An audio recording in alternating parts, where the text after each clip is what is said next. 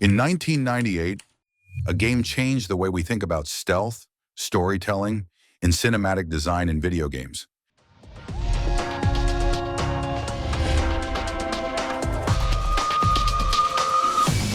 That game was Metal Gear Solid for the PlayStation 1. But how was it made? Today, we're diving into the fascinating story of its development, the ideas that shaped it, and the legacy it left behind. The story begins in the late 1980s when Japanese game designer Hideo Kojima joined Konami. His first big success was Metal Gear for the MSX2 in 1987.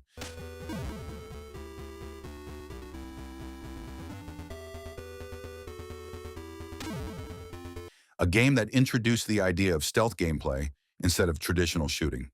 By the mid-1990s, Kojima wanted to revisit this concept. With the power of the PlayStation, he envisioned a fully 3D stealth action game that would feel like controlling a movie. Game developers the world over can now create a stunning new generation of interactive entertainment. Full development of Metal Gear Solid started in 1995 at Konami Computer Entertainment Japan. The team, codenamed KCEJ, worked in Tokyo with about 20 core members, but the number grew to around 50 by the end of production. The project was ambitious. It wasn't just a sequel to the older Metal Gear games. Kojima wanted it to push the boundaries of interactive storytelling. It's the fastest way, but there's too much risk of being spotted by the enemy. Kojima was a lifelong film enthusiast. The pacing, camera angles, and dialogue of Metal Gear Solid were all influenced by Hollywood thrillers. The game used real-time cutscenes and cinematic camera work, something almost unheard of in 1998. The influence of movies like Escape from New York and The Rock can be seen in the character of Solid Snake and in the military themes of the game. Really? It's true. You don't look like one of them. Solid Snake's look was inspired by Kurt Russell's character, Snake Plissken, from Escape from New York. I'm not a full Pliskin. Call me Snake. Kojima admitted he was heavily influenced by American action films. The PlayStation hardware was both a blessing and a curse. 3D graphics allowed for detailed environments and new gameplay systems, but memory limitations forced the developers to be extremely creative. For example, Guard's field of vision was represented with a cone on the radar, a design choice that made stealth gameplay more understandable within the PlayStation's limits.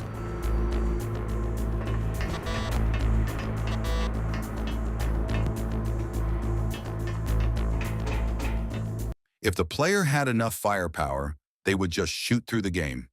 That's why I came up with the idea of hiding, sneaking, and avoiding fights.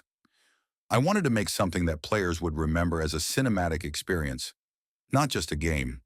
Cinematic expression is important. I always wanted to make movies, but games became my medium. Stealth by hardware limitations.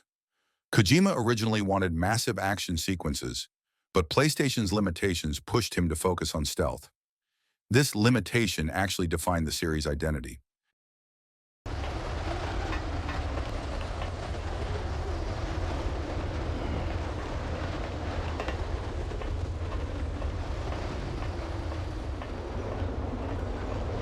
The game introduced mechanics that were revolutionary at the time. Leaning against walls, knocking to distract guards, hiding in cardboard boxes, and using sound as a weapon. Codec conversations. The game uses the codec radio not only for story, but also as a way to save the game. Mei Ling's advice often includes Chinese proverbs and philosophical thoughts. Nice to meet you, Snake. It's an honor to speak to a living legend like yourself. What's wrong? Nothing. I just didn't expect a world-class designer of military technology to be so... cute. You're just flattering me. No, I'm serious. Well, I know I won't be bored for the next 18 hours. Boss battles were not just about fighting, but about breaking the fourth wall. Perhaps the most famous example is the fight with Psycho Mantis, where the game reads your memory card and even asks you to plug your controller into the second port.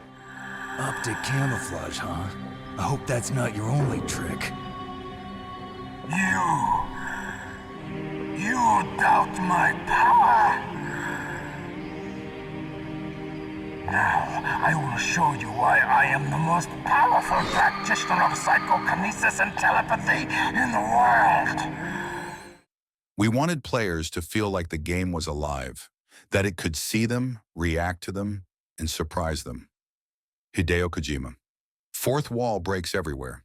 Besides Psycho Mantis reading the memory card, the back of the physical CD case had the radio frequency you needed to progress in the game, forcing players to look outside the console. I'll open the door for you.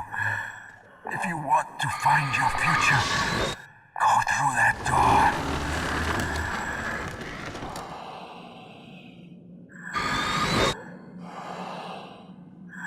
This is the first time I've ever used my power to help someone. It's strange.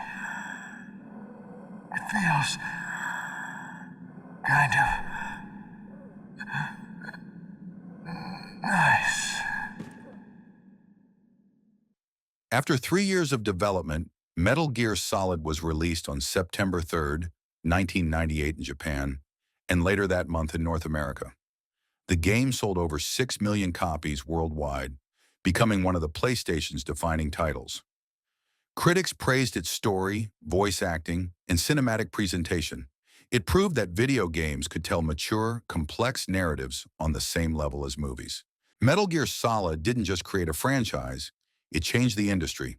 It set the standard for stealth gameplay, cinematic cutscenes, and complex characters in games. From its creative use of PlayStation hardware to its unforgettable boss battles, MGS showed that games could be art. And it all began with one designer's vision to merge film and gaming into a single experience.